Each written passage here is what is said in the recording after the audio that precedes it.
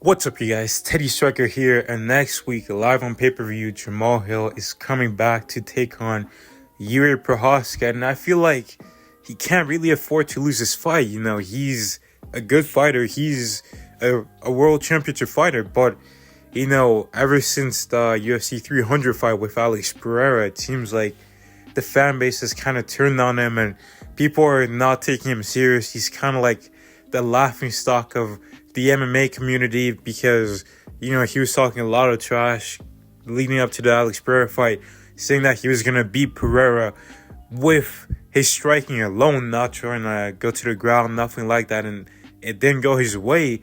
And Jamal Hill seemed to have a problem with the fans saying before the fight that if he did try to fight Pereira standing, he was going to lose and get knocked out, which is a fair prediction. But Jamal Hill, I guess maybe he watched The Last Dance and he took that personally and he was getting pissed. I remember him posting videos online, talking trash, saying he was going to rub it in the fans' face.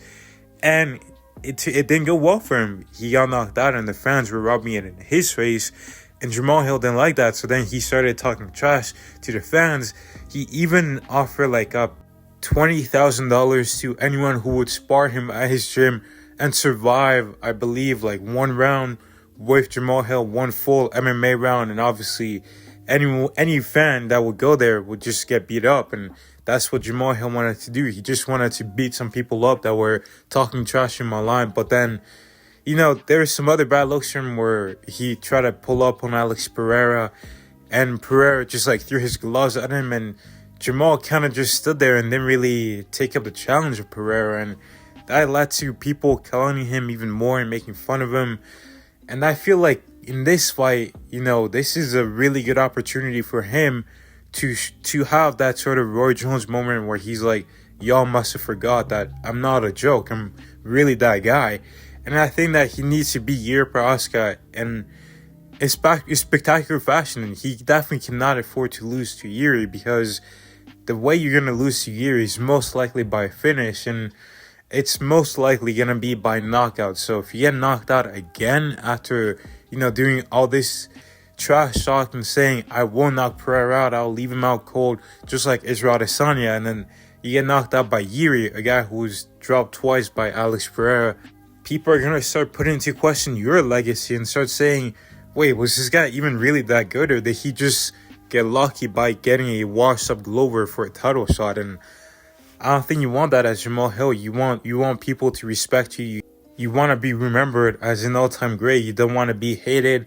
Like, I mean, look at guys like Tyron Woodley, who got a lot of hate, and he wasn't able to overcome that by having a spectacular performance in the octagon. And now, you know, a lot of people are looking at him like a joke. And I think that Jamal Hill can be Jiri Prochazka, but if he does, and then he goes out there and he fights Alex Pereira, I mean, could you imagine how big that fight would be? But then imagine if he actually does go out there and do a number on Pereira and actually pulls off the upset.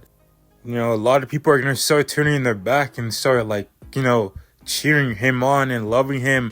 I mean, look at Ian Gary. He was winning fights consistently, and then over time, when he stepped up to fight Shafkat, people like who hated him started to say, oh, you know what, I actually quite like Ian Gary.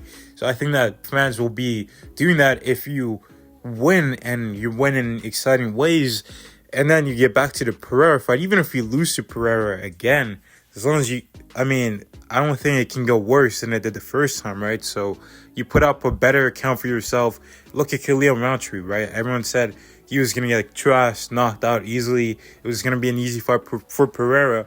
But he took him to the fourth round. He was winning some rounds, did some damage, and people now love Khalil Rountree. So, I mean, it's going to take more for Jamal Hill, you know, to get that respect back. But I feel like it starts with him beating Jiri Prochazka, because if he doesn't, you know, it could lead to fans just trash him even more. And he's a guy that pays attention to that, so maybe it might affect him mentally. And then in his next fight, he might not perform as well. And that could just lead to a downward spiral in his career, just based off the hate that he's getting. That can actually throw you off. I mean, Aljamain Sterling was talking about how, he was feeling pressure from the crowd and he felt like he needed to do something. And then he lunged at Sean O'Malley and made a huge mistake by overcommitting. And Jamal Hill might be getting booed out there. And then he might potentially let that get to his head and make a mistake that could cost him and get him knocked out. But yeah, I think that Jamal Hill needs to be Jiri Prochazka. He cannot afford to lose this fight. It's a dangerous fight, but a lot of people are going to have a lot of respect for Jamal Hill beating Jiri Prochazka because Jiri Prochazka is arguably the second best light heavyweight on the planet right now, if not the third best. But I'll talk more about this fight next week as we get closer to the fight, so make sure you guys tune in for that. Make sure you guys tune in this Friday for my predictions for the UFC that's returning this Friday. And next week, I'm going to be dropping a whole bunch of content related to UFC 311. But thank you guys for watching. God bless, and I'll see you in the next one.